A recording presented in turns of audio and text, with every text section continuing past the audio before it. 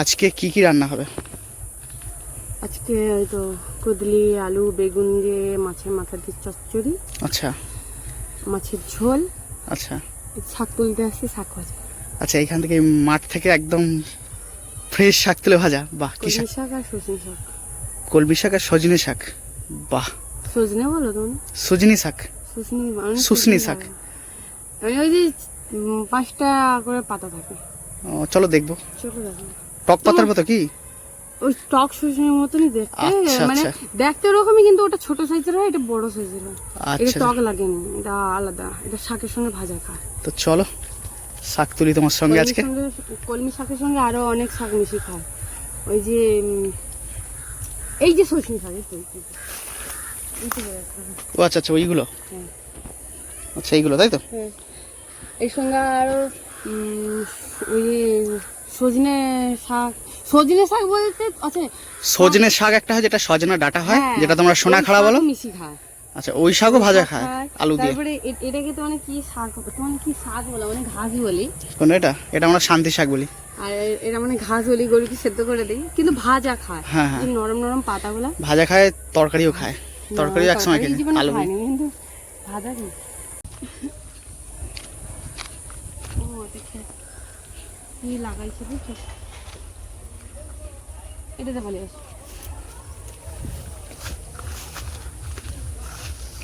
আচ্ছা, এটা কি 12 মাসি আম গাছ? এখন এটা কি মাস চলছে? আষাঢ় মাস। আষাঢ় মাস চলছে। আষাঢ় মাসে আম গাছে বোল হয়েছে, দেখো মুকুল এসছে। এ দেখো, এই বইয়ের ফুলের গাছ। আষাঢ় মাসেতে আম গাছের বোল দেখো। এই 12 মাসই বইয়ের ফুলের গাছও হয়। এই দেখো, এই দেখো, এই দেখো ফুল হচ্ছে। আচ্ছা, এটা 12 মাসি কুল গাছ তাই তো? মিষ্টি কুল যেটা তোমরা বলো। আচ্ছা, যেটা মিষ্টি কুল বিক্রি হয় বাজারে।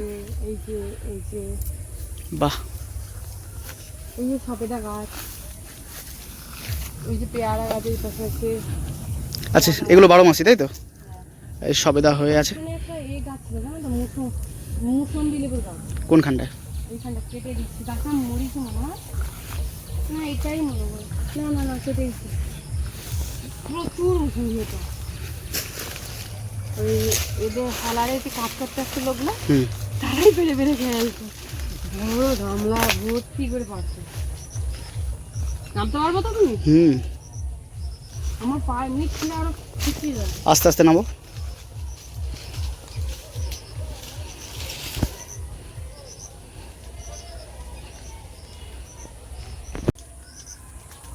একেবারে সুন্দর কলমি শাক ন্যাচারাল ভাবে হয়েছে, দেখতে পাচ্ছ পাড়ের মধ্যে।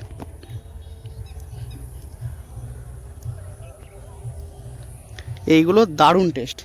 এই যে এইগুলো যে এত সুন্দর সুন্দর যে ডগা, এইগুলো, এই যে এই ডগাগুলো ওগুলো একটু মোটা মোটা হয়ে গেছে, বাট একদম যে ডগাগুলো, এই যে একদম ডগাগুলো, এগুলো ভাজলেও কিন্তু বেশ মিষ্টি মিষ্টি, বেশ সুন্দর খেতে। আর এই কলমি শাকটাই ভালো লাগে। আমারও তো প্রিয় শাক। পেঁয়াজ পেঁয়াজ লঙ্কা টঙ্কা দিয়ে ভাজা হবে, পেঁয়াজ লঙ্কা বেশি দিয়ে দিতে হবে, দারুণ লাগে খেতে গরম ভাতের সাথে।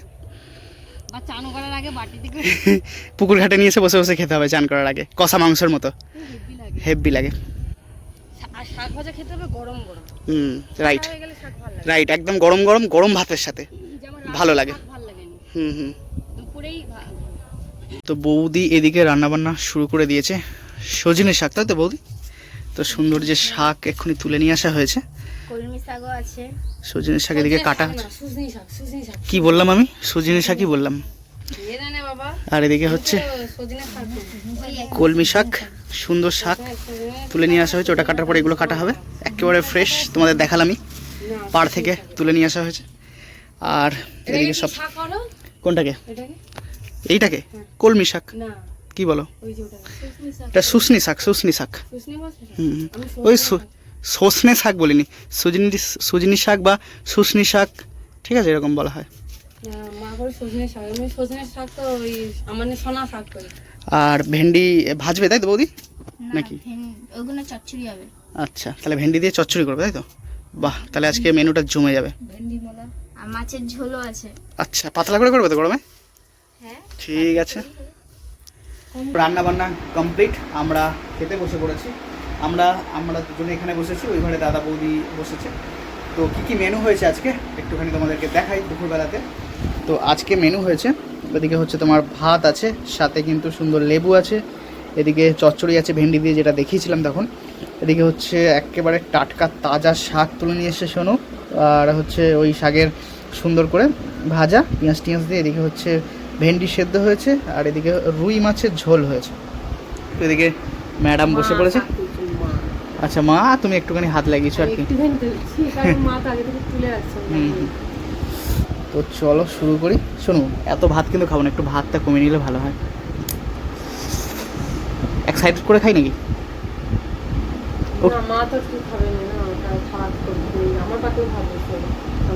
তাহলে একটা থালা নিয়ে এসো, যাও। তো যাও, ভাতটা কমিয়ে দিয়ে এসো। আগে ভেন্ডিটা দিয়ে খাবো, তারপর লেবু দিয়ে খাবো। আমার খুব ভালো লাগে এরকম ভেন্ডি সেদ্ধ করে মাখা। কি বলছো? এখানকার তো একটু স্টাইলটা আলাদা, টেকনিক আলাদা মাখা, তাই না?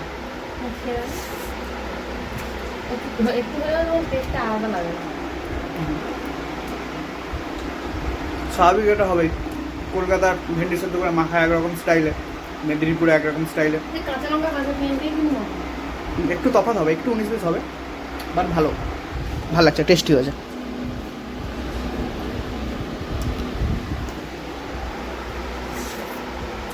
এদিকে রুই মাছের ঝোল হয়েছে ঠিকই, কিন্তু আমার সবথেকে আজকে স্পেশাল যেটা, সেটা হচ্ছে যে ওই কলমি শাকটা।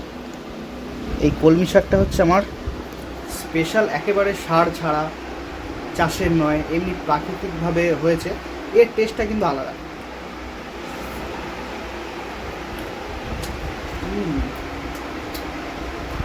সুন্দর, মানে মিষ্টি মিষ্টি আর খুব স্বাদ। এটা রুই মাছের ঝোল, গরমে পাতলা ঝোল।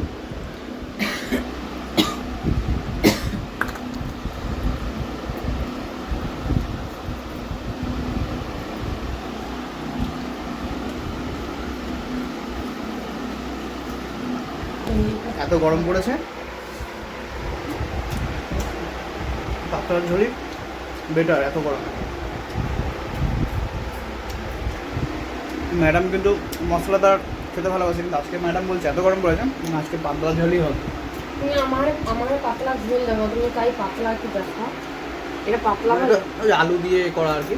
আলু দিয়ে ঝোলটাতে মশলা কম, মানে যেটা আমি বলতে চাইছি, সিম্পলের মধ্যে। বাস তুমি পাতলা যে বলো, পাতলা তুমি পাতলা দেখো, মশলা কম, মানে পাতলা তো ঠিকই। আলু ঘেটে দিয়ে একটা ঝোলটাকে গাঢ় করা হয় না, আলু যে গোটাকে সেই গোটাই পাবো।